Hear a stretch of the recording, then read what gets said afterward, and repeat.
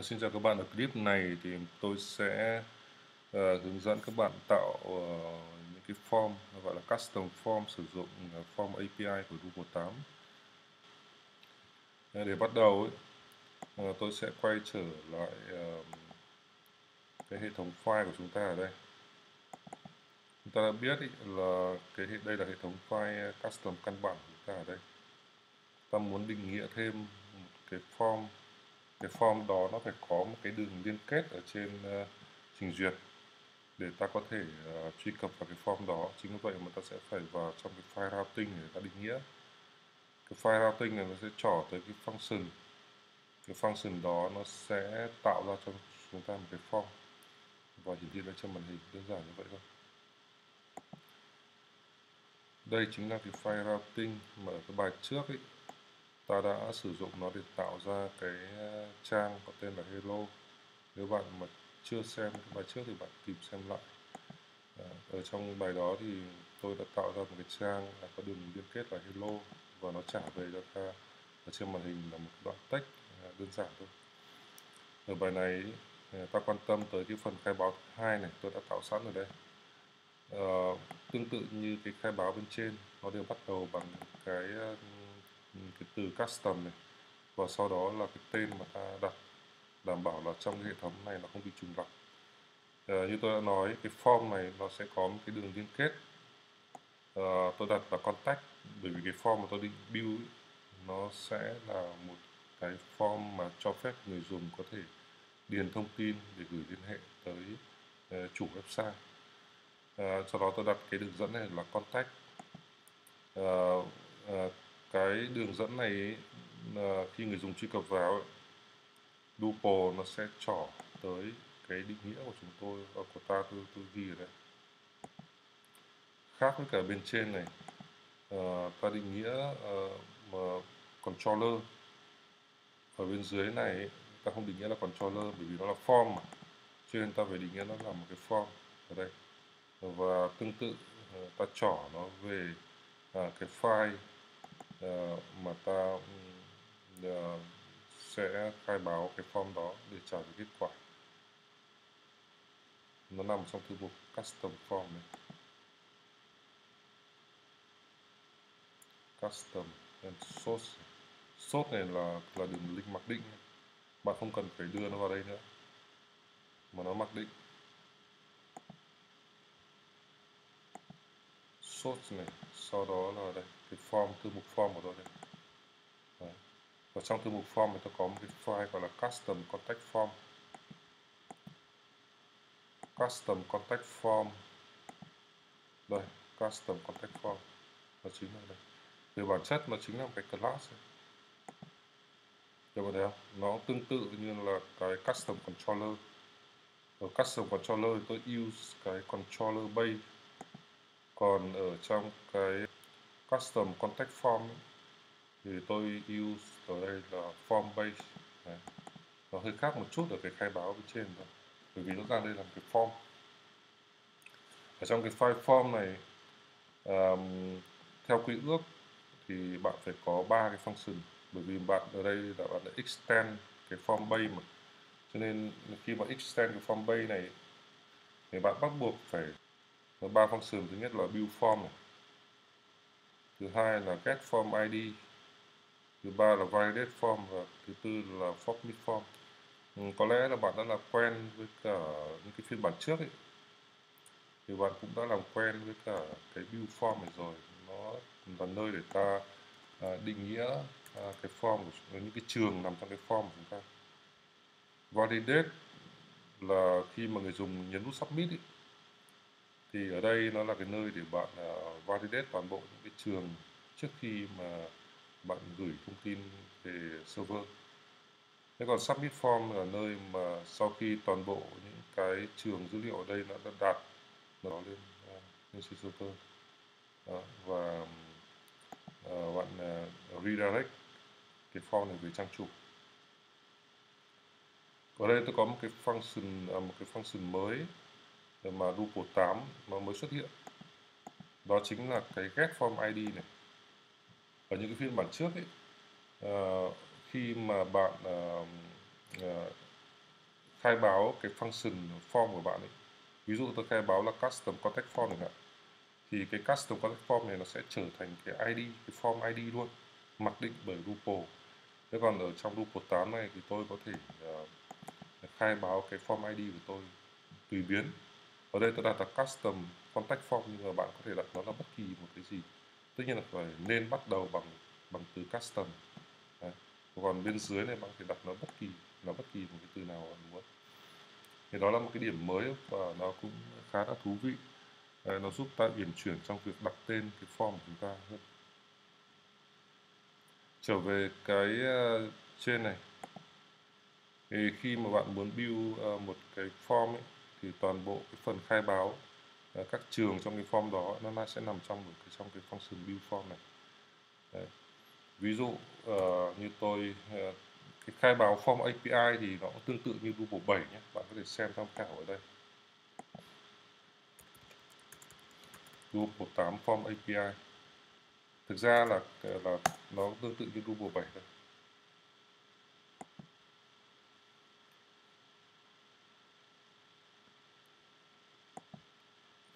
Đây bạn có thể xem cái phần tài liệu của Drupal, nó nằm tất cả nằm ở đây.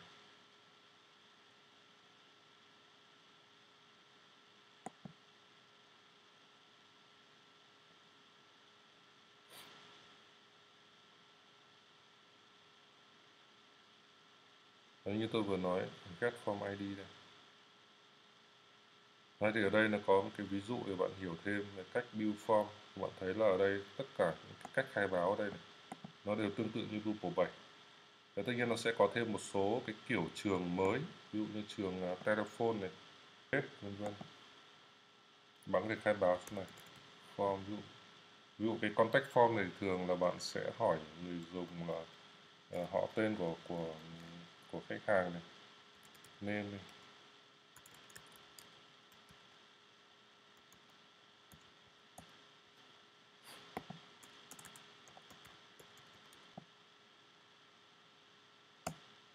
Thế và bạn có thể đặt title.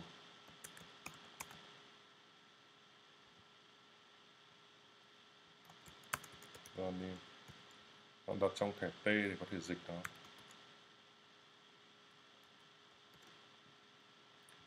Tên bạn có thể đặt là hỏi họ là số phone đi.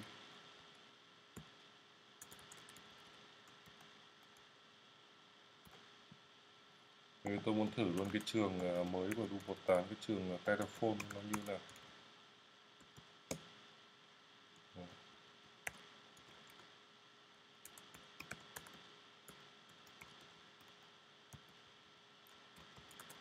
phone number. Đấy, và cái trường thứ ba, đây là một cái ví dụ thôi cho nên tôi sẽ làm nó đơn giản. Do content, do message ấy.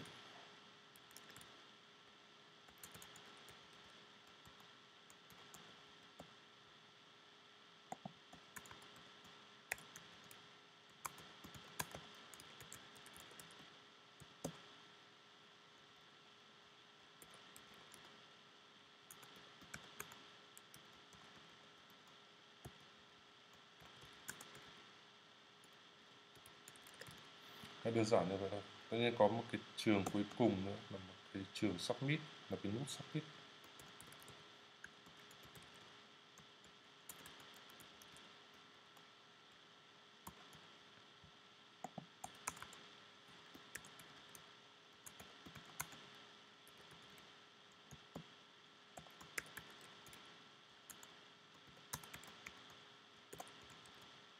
Hoặc là bạn ghi là send này.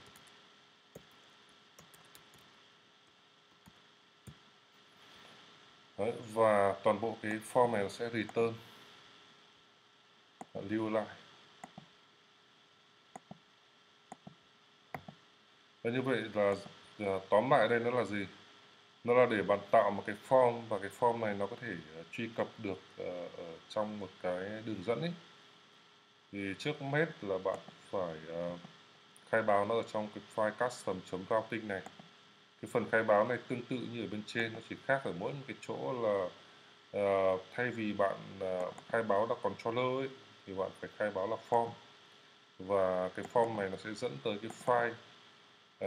Cái file này nó nằm trong thư mục form này, và trong cái file này ấy, bạn phải đảm bảo nó có một số những cái function theo quy ước bắt buộc phải có. Đó là gì? Đó là build form, đó là get form ID, đó là validate form và submit form. Và đảm bảo là cái form này của bạn nó phải extend cái form base, toàn bộ cái phần trên này ra nó bạn copy để nguyên. Đấy, vì nó bắt buộc nó phải có. Đấy, và sau đó thì bạn thực hiện build cái form của bạn. Bởi vì đây là một cái ví dụ cho nên là tôi không lưu cái gì cả, mà tôi chỉ có in lên trên màn hình một cái dòng là thank you for contact nữa thôi. Và sau đó thì tôi redirect cái trang đó quay trở về trang chủ. Đấy tất cả. Tất nhiên ở những cái bài sau thì có thể tôi sẽ nâng cấp cái phần submit ở đây một chút nữa, bằng cách là có thể tôi sẽ hỏi người dùng nhập email của họ vào, và sau đó thì ở đây tôi sẽ lưu toàn bộ cái phần người dùng input ấy, tôi có thể lưu ở trong database, và sau đó tôi gửi email về cho cái người gửi, cái người dùng. Đấy, như vậy thì nó đúng cái thực tế hơn. Nhưng mà ở trong cái bài này thì tôi chỉ dừng ở đây thôi. Bây giờ ta sẽ test xem toàn bộ những cái phần code này nó sẽ hoạt động như thế nào. Đặc biệt là tôi tò mò không biết là cái trường phone này nó sẽ hoạt động như thế nào. Để tất cả mọi thứ nó hoạt động ấy, thì trước hết ta phải xóa cache nó đi. Nếu như vậy là xóa cache xong, tôi sẽ thử chạy cái form này với cái đường dẫn là contact.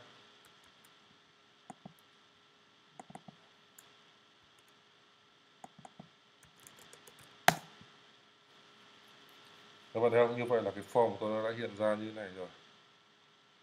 Đấy, nhìn nó hơi xấu một chút là bởi vì tôi đang dùng những cái mặc định thôi. Cho nên là lấy theo cái kích cỡ màn hình là 100%. Chỉ riêng cái trường phone number này thì nó hơi đặc biệt một chút.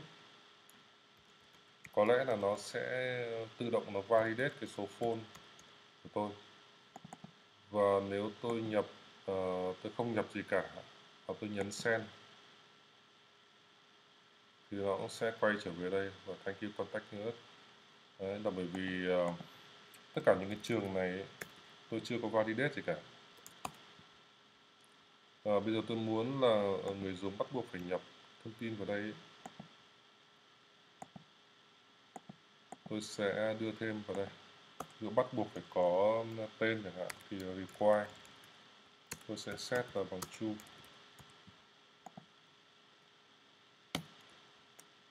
Như vậy là toàn bộ những cái thông tin trừ số phone ra. Tôi vẫn chưa hiểu cái số phone này nó hoạt động như thế nào. Có lẽ là nó sẽ chỉ validate những cái số phone mà ở Mỹ, theo cái format ở Mỹ, hoặc là nó còn phải nâng cấp thêm một chút nữa để nó có thể validate được số phone ở Việt Nam.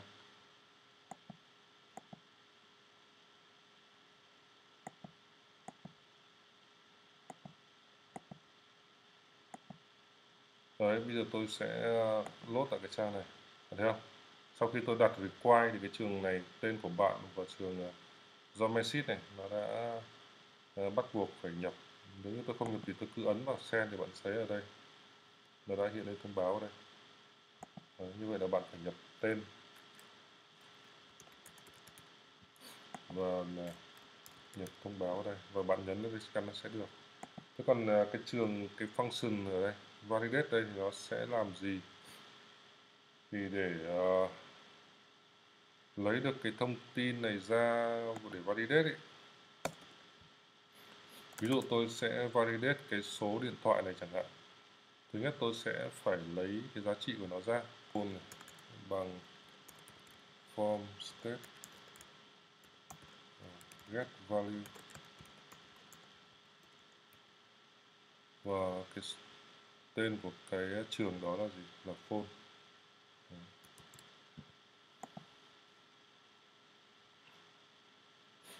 Thì ở trong cái validate tôi sẽ làm rất đơn giản thôi. tôi sẽ đảm bảo là cái số phone này nó phải tất cả nó đều phải là chữ số.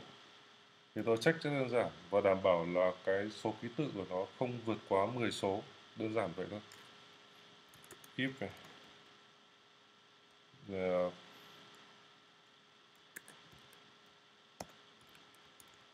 nó không phải là một con số, không phải là số, hoặc cái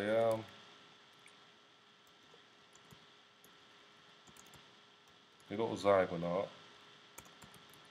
không bằng 10, tức là chiều dài của số phone bắt buộc phải là 10. Nếu mà không bằng 10 nó sẽ báo lỗi. Cái đây là một ví dụ thôi chứ không phải là một cái thực tế. Thì tôi sẽ in nó ra cái dòng này. Thì đối với Drupal 8 khi mà bạn muốn validate và in thông báo lỗi ra màn hình ấy, ở trong cái form ấy, bạn sẽ dùng cái cú pháp này, form state là set error by name. Cái name ở đây là phone và cái dòng thông báo đặt trong cái thẻ P này thì is valid. Ok. Đấy, lưu lại và bạn test thử xem.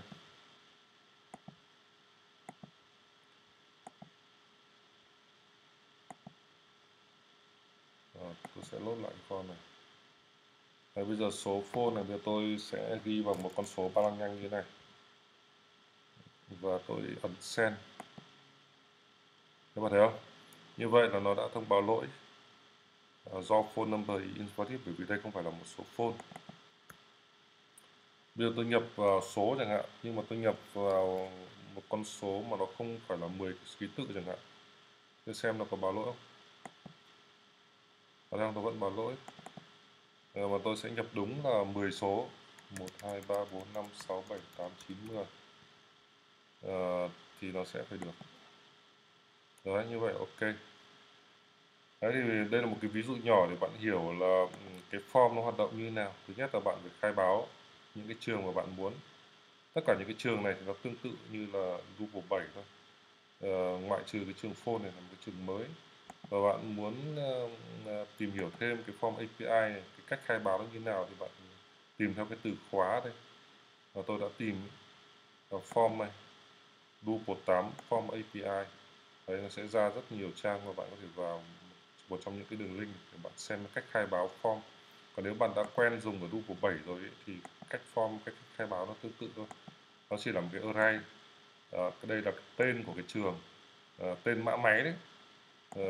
Thứ hai nữa là trong cái array này ấy, bạn phải khai báo cái kiểu trường kiểu trường là gì, là text field này, là checkbox này, là radio này, là telephone này, là text area hay là submit, vân vân.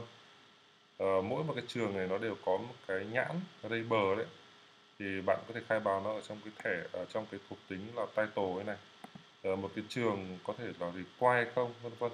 Tất cả nó đều giống như là Drupal 7. Sau tất cả những cái khai báo đó thì bạn phải return toàn bộ cái form về để cho Drupal nó sẽ render cho bạn cái form ra, như bạn có thể nhìn thấy tại đây. Đó.